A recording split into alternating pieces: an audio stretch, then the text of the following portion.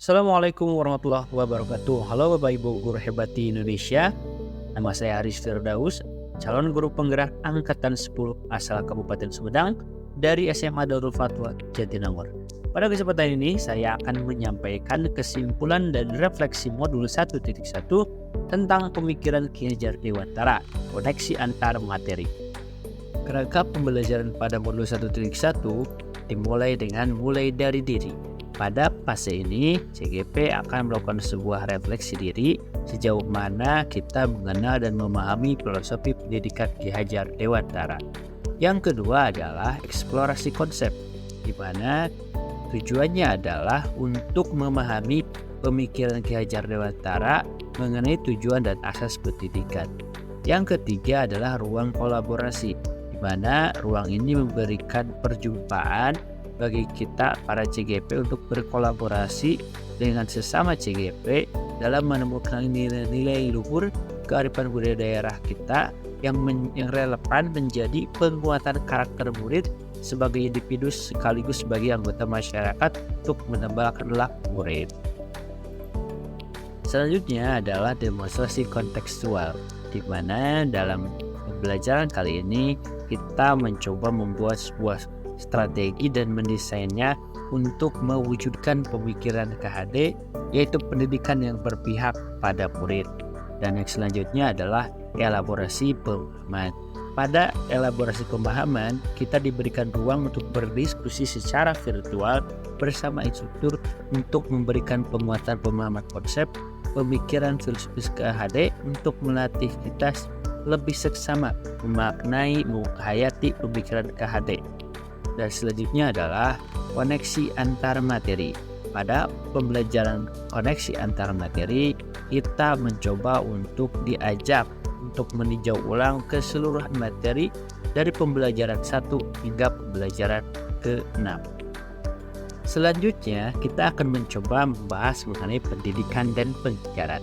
Pendidikan atau overreading adalah beri tuntunan terhadap segala kekuatan kodrat yang dimiliki anak agar ia mampu mencapai keselamatan dan kebahagiaan yang setinggi-tingginya baik sebagai individu maupun sebagai anggota masyarakat. Yang kedua, pengajaran. Apa itu pengajaran? Di mana pengajaran ini adalah sebuah proses pendidikan dalam memberikan ilmu atau berfaedah untuk kecapaian hidup anak secara lahir dan batin.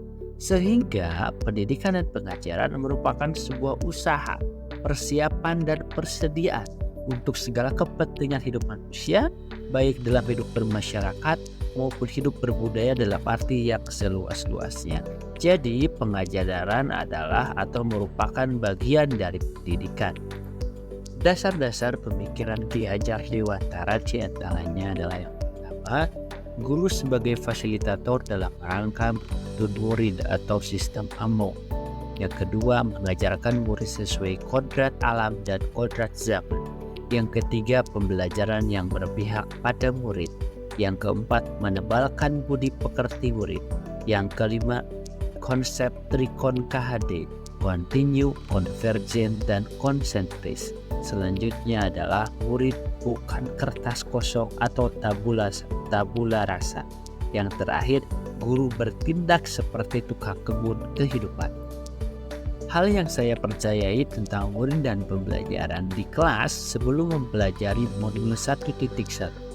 Saya beranggapan bahwa murid seperti kertas kosong dan tugas pendidik mengisi kertas kosong tersebut. Yang kedua, menilai kompetensi murid kurang komprehensif dan konsisten. Saya lebih dominan untuk menilai kognitif saja tanpa melihat aspek yang lain. Yang ketiga, pembelajaran fokus pada ketuntasan materi daripada melatih kemauan belajarnya atau melatih keinginan belajarnya. Yang keempat, saya suka mengeluh apabila banyak siswa yang tidak tuntas pada satu materi. Dan yang terakhir, saya sering memberikan contoh dalam pembelajaran. Kemudian siswa itu disuruh untuk mengerjakan latihan tanpa melihat karakteristik murid, gaya belajarnya seperti apa. Setelah saya mempelajari modul 1.1, ada banyak hal yang berubah dari pemikiran dan perilaku saya. Di antaranya adalah yang pertama, murid adalah individu dengan segala sifatnya, dengan segala potensi yang melekat dalam diri. Yang kedua, menilai murid secara komprehensif, baik dari segi kognitif, afektif, psikomotor, sosial budaya, dan spiritual, secara konsisten. Yang ketiga, memberikan kesempatan kepada siswa untuk belajar dan tumbuh sesuai dengan kodratnya, baik kodrat alam maupun kodrat zaman. Yang keempat, semua murid harus diperlakukan sesuai dengan karakter dan gaya belajar. Dan yang terakhir, guru harus ikhlas, tulus, dan sabar dalam menuntun murid atau menghamba pada murid. Hal yang akan diterapkan agar kelas saya mencerminkan pemikiran Ki Hajar Dewantara. Saya akan coba yang pertama adalah merancang pembelajaran yang menyenangkan dan berpihak pada murid. Yang kedua, memberikan kesempatan pada murid untuk mengekspresikan hasil belajarnya sesuai dengan minat. Yang ketiga, mempelajari karakter masing-masing murid melalui pendekatan individu maupun bekerja sama dengan PK dan orang tua murid. Selanjutnya, tidak memberikan tuntutan kepada murid, tetapi tuntunan kepada murid. Dan yang terakhir, menerapkan pembelajaran yang meningkatkan keterampilan dan budi pekerti siswa melalui pembelajaran keterampilan abad 21, yaitu kolaborasi, komunikasi, berpikir kritis, dan kreatif. Dan yang terakhir, penguatan pada proyek penguatan profil pelajar Pancasila. Setelah mempelajari pada modul 1.1, maka harapan kedepannya adalah guru dan murid bisa berkolaborasi untuk menginisiasi atau menciptakan kedalaman atau rasa takjub dan prasmanan spiritual, intelektual, dan sosial untuk mencapai keselamatan dan kebahagiaan sebagai manusia.